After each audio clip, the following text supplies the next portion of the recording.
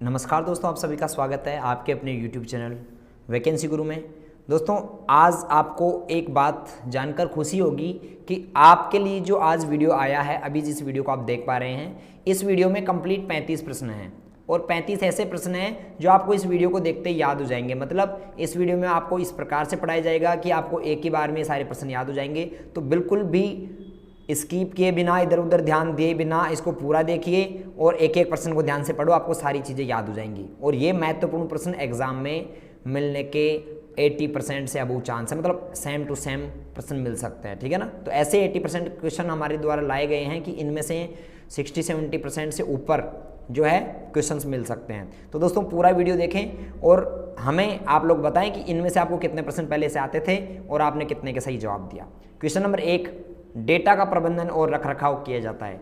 दोस्तों, हम डेटा का प्रबंधन और रखरखाव कहाँ करते हैं? सिस्टम में, जीमेल में नहीं, सिस्टम मैनेजर में नहीं। और इसका सही जवाब है दोस्तों गूगल ड्राइव। मतलब हम गूगल ड्राइव क्या है? एक ऑनलाइन क्लाउड स्टोरेज है, ऑनलाइन स्टोरेज है, ठीक है ना। और स्टोरेज क्या होता है? ऑनलाइन भंडारण, यानी आप ऑनलाइन डेटा भंडार कर सकते हो। कहाँ पर? गूगल ड्राइव पर, ठीक है। तो ये इसका सही जवाब ऑप्शन डी। प्रश्न 2 पर चलते हैं। निम्न में से कौन ई वॉलेट का वैध उदाहरण है? यहाँ पर दोस्तों पूछा गया है ई वॉलेट का, ठीक है। याद रखना, 2 अलग अलग चीज़ें होती हैं। एक ई वॉलेट होता है, ठीक है, एक होता है मोबाइल वॉलेट। तो मोबाइल वॉलेट और ई वॉलेट में डिफरेंस है। यहाँ पर ई वॉलेट का उदाहरण पूछ रहे हैं तो आपको जवाब देना है ड्रॉप बॉक्स, ठीक है। इलेक्ट्रॉनिक वॉलेट है जहाँ पर आप डॉक्यूमेंट्स स्टोर करके रख सकते हो, अपने डॉक्यूमेंट सेव करके रख सकते हो, ठीक है। अपने डॉक्यूमेंट्स को जो है स्टोर कर सकते हो, कहलाता है ई वॉलेट। तो ड्रॉप बॉक्स का सही जवाब है। अगर यहाँ पर जवाब होता कि अगर क्वेश्चन होता कि कौन सा यहाँ पर मोबाइल वॉलेट, तो आपका जवाब रहता पेटीएम, ठीक है। तो ये दोनों बातों आपको ध्यान में रखनी है। आगे चलते प्रश्न नंबर 3। माइक्रोसॉफ्ट वर्ड में एक तरीका है जो आपके द्वारा दस्तावेज में किए गए बदलावों को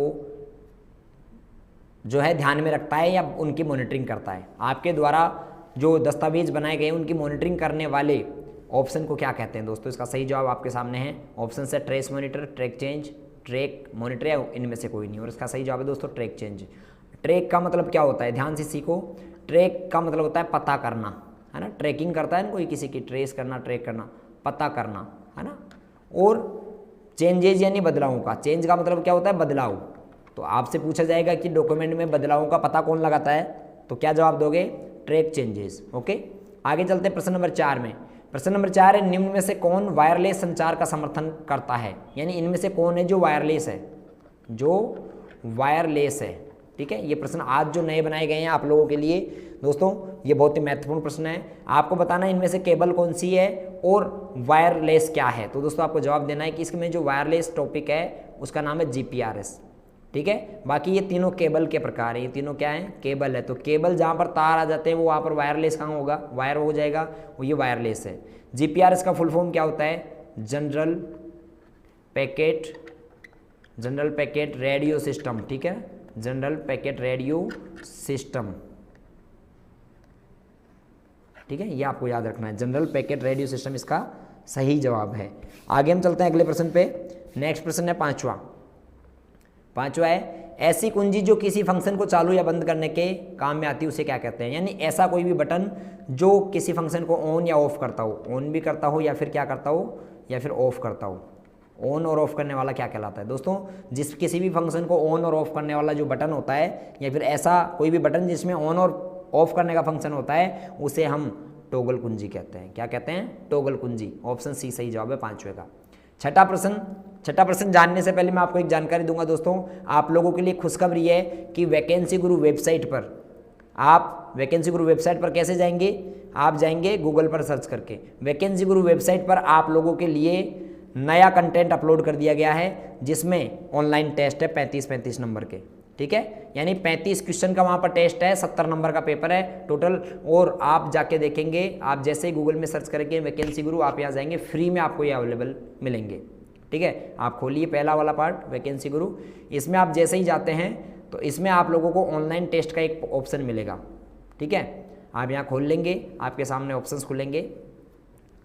ठीक है, ये ऑप्शन खुल गए। इसमें आपको यहाँ पर दिख रहा है RCET ऑनलाइन टेस्ट, इसमें पार्ट 1, 2, 3 इनमें देखोगे ना आप, इसमें चलोगे पार्ट 1, 2, 3 वगैरह जितने हैं, इनमें 35 नंबर के कुछ चैप्टर जोड़ दिए गए, मतलब ऑनलाइन टेस्ट जोड़ दिए गए हैं, जिससे आपको ये पता लग जाएगा कि 35 में से आपके कितने सही हो रहे हैं।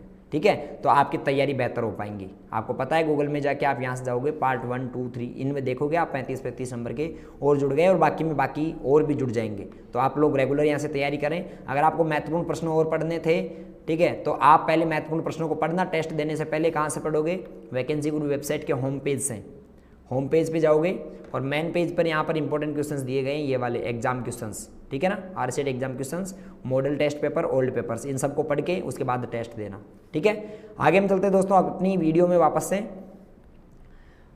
ध्यान से देखिए, प्रश्न नंबर 6 क्या है? प्रश्न नंबर 6 है दोस्तों, ईमेल पते का सही उदाहरण क्या है?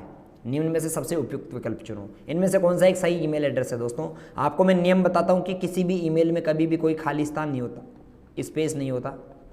दूसरी बात, उसमें हमेशा @@ का चिन्ह होता है।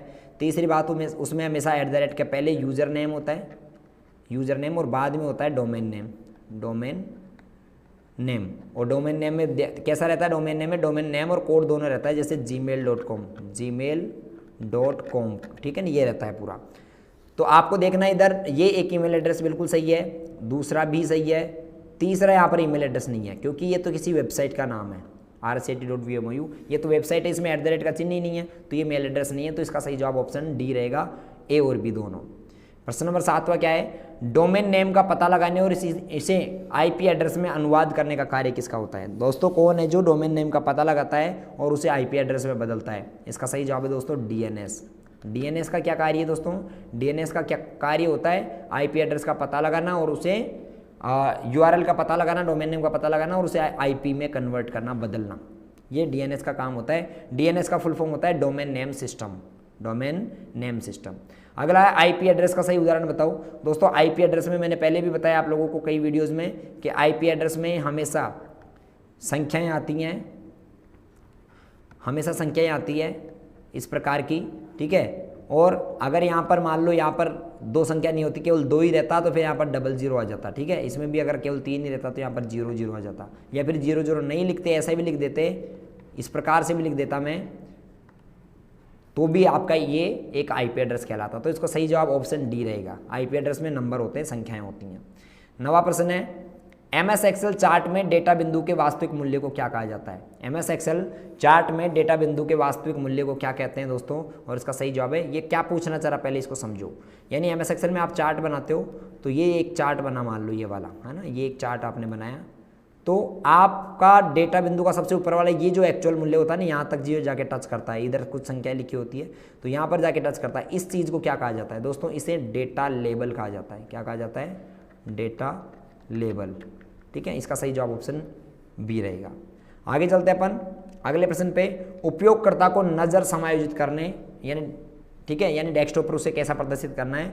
कंप्यूटर में महसूस, यानी कि डेस्कटॉप या थीम आदि बदलने के लिए किसका प्रयोग करता है? यानी एक यूजर अपने कंप्यूटर के डेस्कटॉप पर कुछ बदलाव करना चाहता है मेन स्क्रीन पर, तो किसका यूज करेगा दोस्तों? वो अपीयरेंस एंड पर्सनलाइज ऑप्शन का यूज करेगा। अपीयरेंस एंड पर्सनलाइज इस ऑप्शन का यूज करके वो अपने डेस्कटॉप में कुछ भी बदलाव कर सकता है।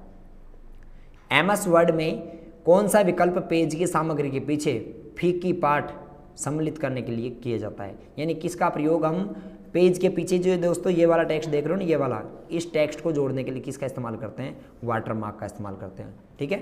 वाटरमार्क सही जवाब। अगला है, निम्न में से कौन सा फंक्शन MS एक्सेल 2010 में टेक्स्ट स्ट्रिंग की लंबाई को नापता है? दोस्तों MS एक्सेल में टेक्स्ट की लंबाई यानी लेंथ, और लेंथ मापने का जो फॉर्मूला होता है वो होता है बराबर LEN, ठीक है। तो इसका सही जवाब ऑप्शन सी रहेगा, लेन। कीबोर्ड में फंक्शन कुंजियों की संख्या कितनी होती है? सबको पता है कीबोर्ड में फंक्शन कीज की संख्या 12 होती है, F1 से लेकर F12 तक, है ना। और इसका सही जवाब ऑप्शन आपका सी रहेगा 12। फंक्शन कीज 12 होती हैं, F1, F2, F12 तक। FAT का पूरा नाम क्या होता है दोस्तों? FAT का पूरा नाम होता है, F का मतलब होता है फाइल, A का मतलब होता है एलोकेशन, ठीक है ना, एलोकेशन, और T का मतलब होता है table, file allocation table, FAT का पूरा नाम होता है। आगे हम चलते हैं 15वें प्रश्न में। आप विंडोज़ 10 में निःशुल्क मोबाइल एप्लीकेशन और गेम कहाँ से डाउनलोड कर सकते हो? अगर आपको विंडोज़ 10 आपके पास है, उसमें आप गेम डाउनलोड करना चाहते हो या फिर निःशुल्क ऐप डाउनलोड करना चाहते हैं, तो आप विंडोज़ स्टोर का यूज़ करेंगे। किसका यूज़ करेंगे? Windows store. ठीक है, विंडोज़ स्टोर का आप इस्तेमाल करेंगे। आगे हम चलते हैं अगले प्रश्न पे, 16वां। मॉनिटर के रेजोल्यूशन से आप क्या समझते हैं? दोस्तों, मॉनिटर के रेजोल्यूशन से तात्पर्य होता है कि एक मॉनिटर जो स्क्रीन होती है, उस स्क्रीन के अंदर जो छोटे छोटे डॉट होते हैं, ये डॉट, इनको पिक्सल कहा जाता है। क्या कहा जाता है? पिक्सल। तो इन पिक्सल्स की अधिकतम संख्या ही क्या कहलाती है? रेजोल्यूशन कहलाती है मॉनिटर का। क्या कहलाती है? रेजोल्यूशन। तो यहाँ पर जवाब क्या रहेगा? सही जवाब रहेगा ऑप्शन ए, पिक्सल की अधिकतम संख्या। पिक्सल की अधिकतम संख्या जो मॉनिटर में क्षैतिज और लंबवत प्रदर्शित होती है, उन्हें ही क्या कहा जाता है? मॉनिटर का रेजोल्यूशन कहा जाता है। प्रश्न नंबर 17 है, MS एक्सेल 2010 में फंक्शन विभाजक द्वारा विभाजित संख्या के बाद शेष राशि कौन ज्ञात करेगा? यानी आपको शेषफल निकालना है दोस्तों। क्या निकालना है? शेषफल। MS एक्सेल में अगर आपको शेषफल निकालना है तो कौन सा फॉर्मूला लगाओगे? बराबर MOD, mode, bracket open, select, bracket of. ये फंक्शन आप लगाओगे मोड, तो मोड शेषफल के लिए काम में आता है 17वें प्रश्न में ए। अगला देखो, किस एप्लीकेशन सॉफ्टवेयर को आमतौर पर PDF फाइल देखने के लिए प्रयोग में लेते हैं? दोस्तों, कौन सा एप्लीकेशन सॉफ्टवेयर PDF देखने के लिए काम में लिया जाता है? इसका सही जवाब है adobe reader. Adobe reader. Adobe reader का यूज़ क्यों किया जाता है? एडोब रीडर का यूज़ किया जाता है दोस्तों अगर आप PDF फाइल को देखना चाहते हैं। ठीक है, PDF का पूरा नाम होता है portable document format. Portable document format. ठीक है, या फिर फाइल भी कह सकते हैं, ये PDF का फुल फॉर्म होता है। 19वां प्रश्न, MS एक्सेल 2010 में सेल एड्रेस का सही उदाहरण कौन सा है? दोस्तों, इनमें से MS एक्सेल का सही सेल एड्रेस है AZ145, क्योंकि MS एक्सेल में कभी किसी भी सेल एड्रेस में पहले क्या आती है? अल्फ़ाबेट आते हैं, यानी ABC पहले आएगा। ठीक है, और बाद में क्या आते हैं? नंबर आते हैं 1 2 3 कुछ भी, है ना। ऐसा नहीं है कि इसमें बाद में ये आ जाए, गलत होगा ऐसा। केवल पहले अक्षर हो सकते हैं कुछ भी, बाद में संख्याएं हो सकती है। तो यहाँ देखिए, इसमें पहले संख्या है, ये गलत हो जाएगा। इसमें पहले अक्षर फिर संख्या, ये सही है। इसमें पहले अक्षर फिर संख्या फिर अक्षर, ये भी गलत। इसमें पहले संख्या, ये भी गलत। तो ऑप्शन बी सही जवाब रहेगा। अगला है, निम्न में से कौन सा प्रोटोकॉल HTTP का उपयोग कर कंप्यूटर नेटवर्क पर संचार करने के लिए काम में लेते हैं? दोस्तों, HTTP का उपयोग करके सुरक्षित संचार के जो काम में आता है, उसका नाम है HTTPS। सुरक्षित संचार यानी HTTPS। ठीक है, तो HTTPS में S का मतलब होता है सिक्योर। ठीक है ना, तो HTTP का जो सुरक्षित भाग है उसे हम कहते हैं HTTPS कहते हैं। तो इसका सही जवाब रहेगा दोस्तों ऑप्शन बी। अगला प्रश्न है 21वां। एक माइक्रोसॉफ्ट वॉइस संचालित व्यक्तिगत सहायक है जो विंडोज़ 10 ऑपरेटिंग के साथ लॉन्च किया गया है। यानी कि जैसे आपके मोबाइल फ़ोन में क्या होता है? गूगल असिस्टेंट होता है ना। गूगल असिस्टेंट को आप कुछ भी बोलते हैं तो वो सर्च करता है। उसी प्रकार कंप्यूटर में क्या होता है दोस्तों? उसी प्रकार कंप्यूटर में जो विंडोज़ 10 है उसमें कोर्टाना होता है। क्या होता है? कोर्टाना। आपको ध्यान रखना चाहिए कि कोर्टाना जो है दोस्तों, ये क्या करता है? कोर्टाना आपके कंप्यूटर में सर्च करने का कार्य करता है। बोलकर आप इसमें सर्च कर सकते हो। ठीक है, तो जिन विद्यार्थियों ने इसका जवाब कोर्टाना माना, जिनको पता था, उन सबके लिए ऑप्शन ए सही जवाब है। और अच्छी बात है, आप लोग ये कर रहे हो। ठीक है दोस्तों, टेस्ट नए जोड़े गए हैं, ऑनलाइन टेस्ट।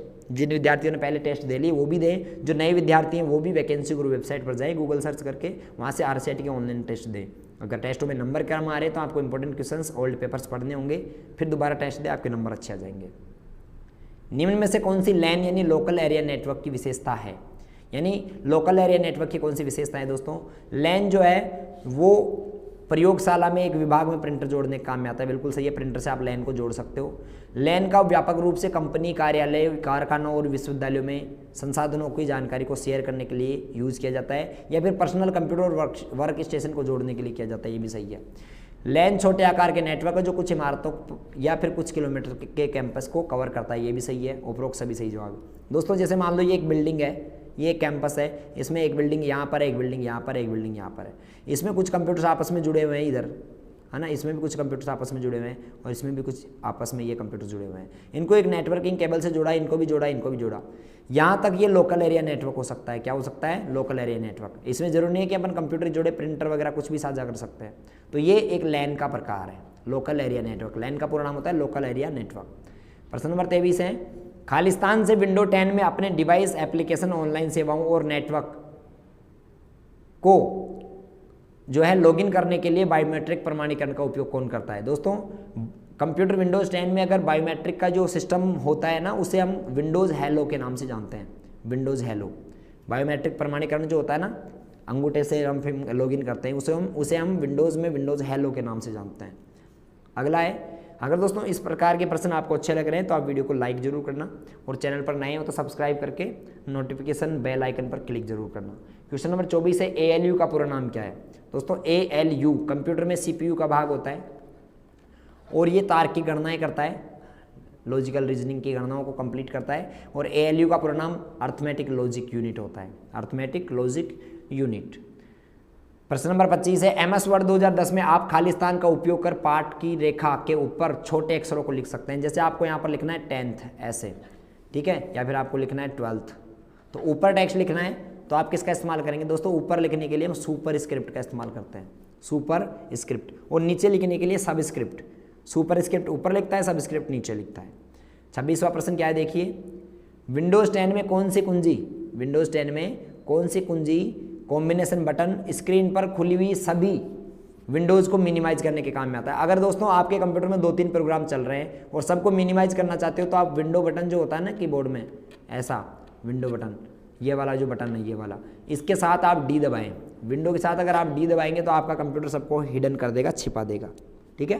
तो ऑप्शन D इसका सही जवाब है, विंडो की प्लस D। 27वां प्रश्न, दोस्तों आप में से अगर कोई विद्यार्थी नया है, आप में से कोई विद्यार्थी नया है और उसने अब तक की लाइव क्लासेस नहीं ली है और पुराने वीडियोस नहीं देखे हैं, तो वो वैकेंसी गुरु यूट्यूब चैनल पर जाएं, ठीक है। और यूट्यूब चैनल पर जाने के बाद आप लोग जो है प्लेलिस्ट में जाना, प्लेलिस्ट ऑप्शन दिया गया है यूट्यूब चैनल पर, जैसा कि आप देख रहे हैं ये वाला, मैं आपको बता देता हूँ, ये आपका यूट्यूब चैनल है वैकेंसी गुरु, इसमें प्लेलिस्ट ऑप्शन देख रहे हो आप, प्लेलिस्ट में जाइए और प्लेलिस्ट में एग्जाम के नाम की प्लेलिस्ट यहाँ पर दी गई है, लाइव क्लासेस की और इंपॉर्टेंट क्वेश्चंस की। दोनों में से आप वीडियोस को देख लीजिए, जो नए विद्यार्थी उनकी बेहतर तैयारी हो जाएंगी, ठीक है। आगे हम चलते हैं अगले प्रश्न पे। नेक्स्ट प्रश्न क्या है देखिए, प्रश्न नंबर 27, आपके हार्ड ड्राइव डेटा को सुरक्षित रखने का सबसे अच्छा तरीका क्या है? अगर आप हार्ड ड्राइव में डेटा को दोस्तों सुरक्षित रखना चाहते हो, संरक्षित रखना चाहते हो, तो आपको उसका बैकअप ले लेना चाहिए। क्या ले लेना चाहिए? बैकअप। तो ऑप्शन D इसका सही जवाब है, बैकअप। 28वां प्रश्न क्या है देखिए, प्रिंटर की आउटपुट गुणवत्ता को किस में मापा जाता है? दोस्तों प्रिंटर की आउटपुट गुणवत्ता को डॉट्स प्रति इंच यानी DPI में मापा जाता है। ये प्रश्न इस बार एग्जाम में पूछा जा सकता है, कंफर्म है। DPI या फिर डॉट पर इंच, दोनों में से एक प्रश्न पूछा जाएगा। प्रश्न नंबर 29 है, मॉड्यूलेशन डिमॉड्यूलेशन का संक्षिप्त रूप क्या है? दोस्तों मॉड्यूलेशन और डिमॉड्यूलेशन दो शब्दों से मिलकर एक शब्द बना है जिसका नाम है मॉडेम, ठीक है। तो इसका सही जवाब रहेगा मॉडेम। ऐसा भी प्रश्न पूछ सकता है कि मॉडेम किन दो शब्दों से मिलकर बना है, तो जवाब देना मॉड्यूलेशन और डिमॉड्यूलेशन। मैंने आप लोगों को एक प्रश्न पूछा था दोस्तों, APL का पूरा नाम क्या होता है? APL का पूरा नाम होता है अबू पॉवर्टी लाइन, यानी गरीबी रेखा से ऊपर, अबू पॉवर्टी लाइन, ठीक है। आगे चलते हैं अपन अगले प्रश्न में। अगला प्रश्न बताकर मैं आप लोगों से एक प्रश्न पूछूंगा जिसका आपको कमेंट करके जवाब देना है। निम्न में से कौन सा आपके कंप्यूटर सिस्टम के लिए दुर्भावनापूर्ण है? दोस्तों आपके कंप्यूटर के लिए जो दुर्भावनापूर्ण है उसे हम वायरस कहते हैं, जो आपके कंप्यूटर को नुकसान पहुंचाता है उसे हम वायरस कहते हैं। अगला मेरा प्रश्न है, प्रधानमंत्री जी ने जनधन योजना की शुरुआत कब की थी? प्रधानमंत्री जी ने भारत में जनधन योजना की शुरुआत कब की? ये आपको कमेंट करके बताना है, ठीक है। आगे चलते हैं प्रश्न नंबर 31, कौन से प्रकार का चार्ट माइक्रोसॉफ्ट एक्सेल में नहीं होता? दोस्तों कौन सा चार्ट जो MS एक्सेल में नहीं होता? बबल चार्ट होता है, लाइन चार्ट होता है, रडार चार्ट होता है, डेटा पॉइंट नहीं होता। इसके अलावा कॉलम चार्ट होता है, बार होता है, ठीक है, एरिया होता है। 32वां प्रश्न है, विंडोज 10 में विंडोज डिफेंडर दोस्तों एक एंटीवायरस होता है। क्या होता है? एंटीवायरस। एंटीवायरस क्या करता है दोस्तों? ऐसा सॉफ्टवेयर है जो कंप्यूटर में क्या करता है? वायरस को मिटाने का कार्य करता है।